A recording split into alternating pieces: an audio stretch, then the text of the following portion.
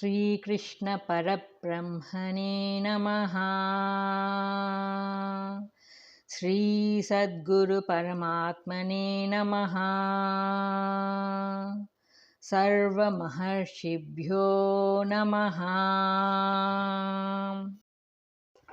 अतः षष्ठोऽध्यायः ఆరవ అధ్యాయము ఆత్మసంయమయోగః ఆత్మసంయమయోగము. పూర్వాధ్యాయముతో ఈ అధ్యాయమునకు కల సంబంధము. 5వ అధ్యాయం ప్రారంభమున కర్మ సన్యాసము గొప్పదా కర్మయోగము గొప్పదా అను అర్జునుని ప్రశ్నను పురస్కరించుకొని శ్రీకృష్ణ పరమాత్మ రెండునూ గొప్పవే అనియు ఆయనను సాధకులకు మొట్టమొదట కర్మయోగమే సులభ సాధ్యమగుట బట్టి శ్రేయస్కరమనియు నుడుపుచు ఆ రెండు మార్గములను గూర్చి క్షుణ్ణముగా విచారణను సలిపి తుట్టతుదకు ఆ రెండిటికి సహాయభూతముగా ఉండునట్టి ధ్యానయోగమును ఒకంత ప్రస్తావించిరి.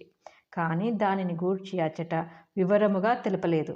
అందుకే ఈ 6వ అధ్యాయమును పూర్తిగా ఆ ధ్యానయోగము గూర్చి వర్ణింపదలంచిన వారై శ్రీ గీతాచార్యులు ప్రప్రథముగా నిష్కామ కర్మయోగమును గూర్చి 1-2 మాటలను చెప్పదలంచి ఇవ్విధముగా ఆ అధ్యాయమును ఆరంభించుచున్నారు.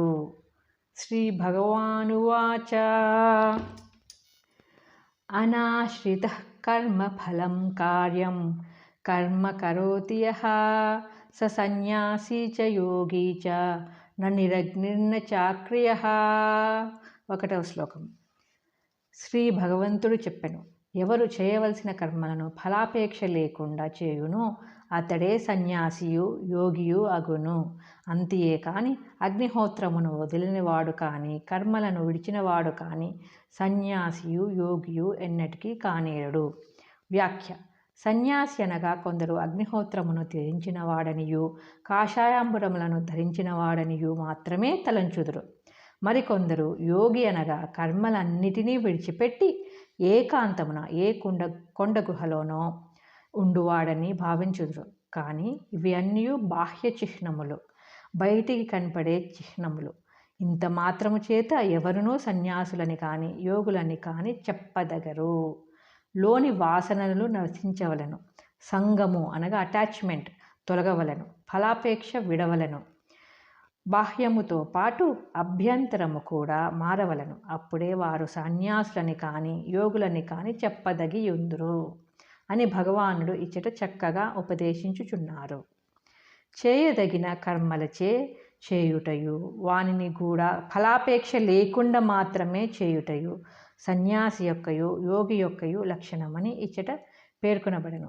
కావున కర్మలను బొత్తిగా వదిలిపెట్టి సోమరులై తమస్సును పడి ఏకాంతమున వ్యర్థముగా కాలము గడుపుచుండునట్టి కానీ లేక కాషాయాంబరములను మాత్రము ధరించి అగ్నిహోత్రమును వదిలిపెట్టి దేశదిమ్మరులై తిరుగునట్టి కాని మనుజులు సన్యాసులు యోగులు ఎప్పటికీ కానేరరు అని ఈ శ్లోకము స్పష్టముగా రుజువు చేయుచున్నది.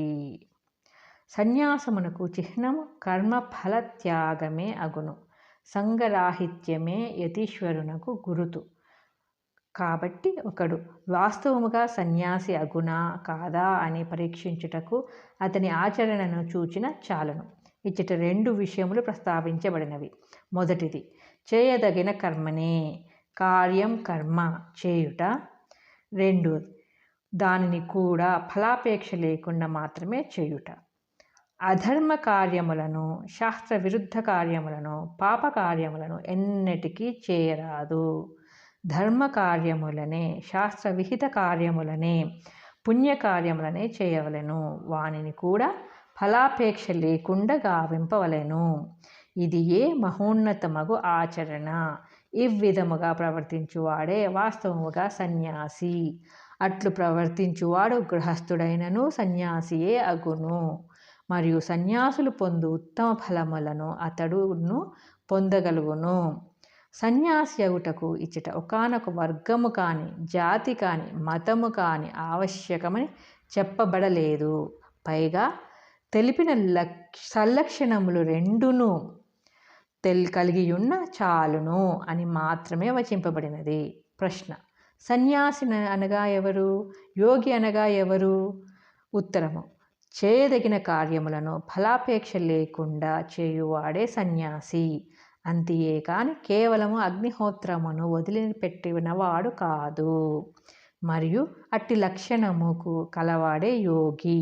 అంతియే కాని కేవలము కర్మలను త్యజించినవాడు కాదు. పైన తెలిపిన సన్యాసము యోగము రెండును ఒకటే అని చెప్పుచున్నారు. 2వ శ్లోకము: యం సన్యాసమితి ప్రాహుర్యోగం తం విద్ధి పాండవ నహ్యసన్యస్త సంకల్పో యోగి భవతి కశ్చన.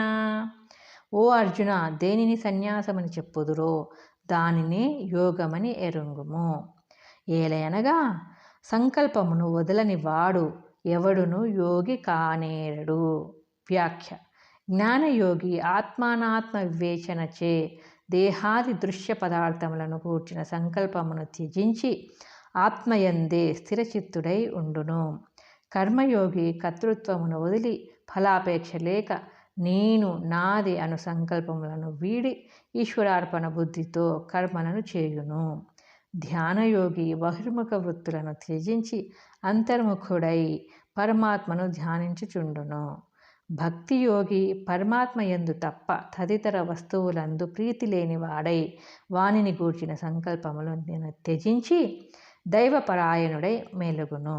ఈ ప్రకారముగా అన్ని యోగములందును దృశ్య పదార్థములను గూర్చిన సంకల్పమును త్యజించుట ఇమిడియే ఉన్నది. మరియు దైవపరాయణత్వమును అన్నిటి యందును కలదు. కనుకనే భగవానుడి శ్లోకమున సన్యాసము యోగము రెండును ఒకటే అని బోధించుచున్నారు. మరియు కామక్రోధాది సంకల్పములను ఫలాపేక్షాది సంకల్పములను వెయ్యేల దృశ్య పదార్థములను గూర్చిన సంకల్పములను వీడని వాడెవడును యోగి, జ్ఞానయోగి కానీ కర్మయోగి కానీ భక్తియోగి కానీ ధ్యానయోగి కానీ కానేరడు అని ఘంటాపథముగా చెప్పివేచిరి. కావున సంకల్పత్యాగమే నిజమైన సన్యాసము, నిజమైన యోగము అగును. అట్టి సంకల్పత్యాగము లేక కేవలము కర్మలను మాత్రము త్యజించి అక్రియుడై ఊరక నుండు వాడు సన్యాసి అని కానీ యోగి అని కానీ చెప్పదగడు. ప్రశ్న: సన్యాసము యోగము వేరువేరా? ఉత్తరము: కాదు, రెండును ఒకటే. దేనిని సన్యాసమని చెప్పుదురో అది ఏ యోగమనియో ఎరుంగవలెను. ప్రశ్న: మనుజుడు యోగి ఎప్పుడు కాగలడు? ఉత్తరము: దేహాది దృశ్య పదార్థములను గూర్చిన సంకల్పములను వదిలినప్పుడు మాత్రమే. వానిని వదలనిచో అతడు యోగి కాని సన్యాసి కాని ఎన్నటికీ కానేరడు. సాధకునకు ప్రారంభ దశలో కర్మ ఆవశ్యకమని తెలియచేయుచున్నారు. 3వ శ్లోకము: ఆరురుక్షో మునేర్యోగం కర్మ కారణముచ్యతే యోగారూఢస్య తస్యైవ శమః కారణముచ్యతే. యోగమును, జ్ఞానయోగమును లేక ధ్యానయోగమును ఎక్కదలచిన పొందకోరిన మునికి మననశీలునకు కర్మ సాధనమనియు దానిని బాగిగా ఎక్కినట్టి మునికి ఉపరతి కర్మ నివృత్తి సాధనమనియు చెప్పబడినది. వ్యాఖ్య: జ్ఞానయోగమును కానీ ధ్యానయోగమును కానీ సాధించుటకు నిష్కామ కర్మయోగము సాధనముగా చెప్పబడినది. ధ్యానయోగమందు లేక జ్ఞానయోగమందు ఒకంత నిలుకడను పొందిన వానికి దాని యందు ఇక దృఢత్వమును పొందుటకై కర్మ నివృత్తి రూపమగు శమము, శాంతి, చిత్తోపరితి సాధనముగా చెప్పబడినది. దీనిని బట్టి సాధకుడు ధ్యానయోగమందు ప్రవేశమును పొందుటకు వలసిన చిత్తశుద్ధి కొరకై నిష్కామ కర్మయోగమును ప్రారంభమున శీలించవలననియు ఆ పిదప ధ్యానమందు ఒకంత నిలుకడ చేకూరినప్పుడు ఇక కర్మానుష్ఠానమును తగ్గించుచు కర్మ నివృత్తి రూప చిత్తోపరితిని పెంచవలయననియు తెలియచున్నది. సాధకునకు చిత్తశుద్ధిని కలిగించని వరకు నిష్కామ కర్మానుష్ఠానము ప్రారంభములో చాలా ఉపకరించును. ధ్యాన ప్రవేశ స్థితి వరకు అతనిని కొనిపోయి ఆ పిదప కర్మానుష్ఠానము అచ్చటనే నిలిచిపోవును. ఆ పిదప కర్మ నివృత్తి రూప చిత్తోపరితి శమము అను అతనిని ఇంకనూ పైకి కొనిపోవును. అనగా అత్తరి బాహ్యకర్మ నివృత్తి సంభవించి శ్రవణ మనన నిధిధ్యాసన రూప అంతరంగ ప్రయత్నములు ప్రారంభించునని అర్థము. ఆ సమయమున అతని చిత్తము ఇక కర్మకలాపములందు ప్రీతి కొనక కర్మ నివృత్తి అందే ప్రీతి కొనును.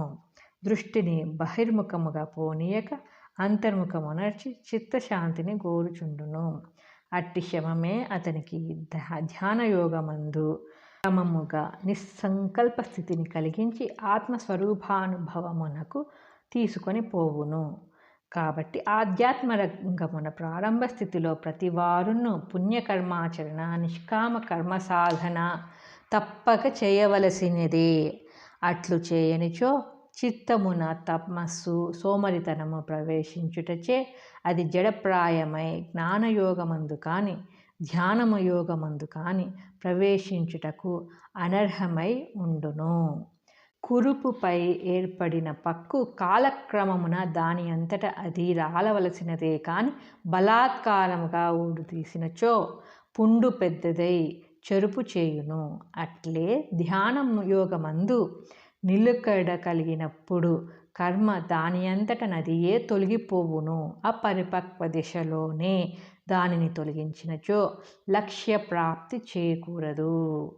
ప్రారంభమున సత్కార్యములను చేయుచూరాగా చిత్తము పరిశుద్ధమై ధ్యానము అందు ఎప్పుడు ఒకంత నిలుకడ ఏర్పడునో అప్పుడిక కర్మానుష్ఠానమును తగ్గించి ఉపరితిని శమమును అవలంబించి ముందునకు కొనసాగవలెను. మనస్సును అంతర్ముఖము ఒనర్చి విచారణ ధ్యానాదులను గావింపవలెను. అప్పుడు క్రమముగా ధ్యానమందు ఆరూఢత్వము కలిగి ఆత్మస్వరూపానుభవము కలుగగలదు. మొదటి దశ 6 రుక్షువు అనగా హైస్కూల్ కోర్స్ ప్రారంభ దశ. రెండవది యోగారూఢ యత్నపరుడు కాలేజ్ కోర్స్ మధ్యమ దశ. మూడవది యోగారూఢుడు గ్రాడ్యుయేట్ అంతిమ దశ. ఇందు మొదటి ఇరువురు సాధకులను గూర్చి ఈ శ్లోకమున వచింపబడినది. ప్రథమ దశయందు బాగుగా అనుభవమును పొందనిదే మధ్యమ దశయందు కానీ అంతిమ దశయందు కానీ విజయమును పొందలేరు.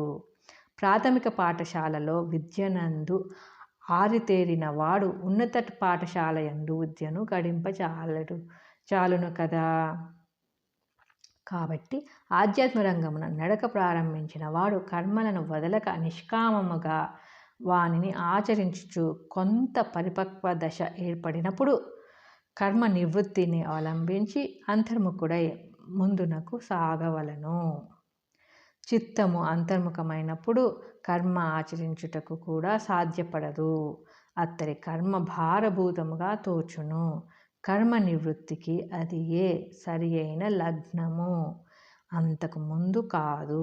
ఈ విషయమును సాధకులు బాగుగా జ్ఞప్తియందు ఉంచుకొనవలెను.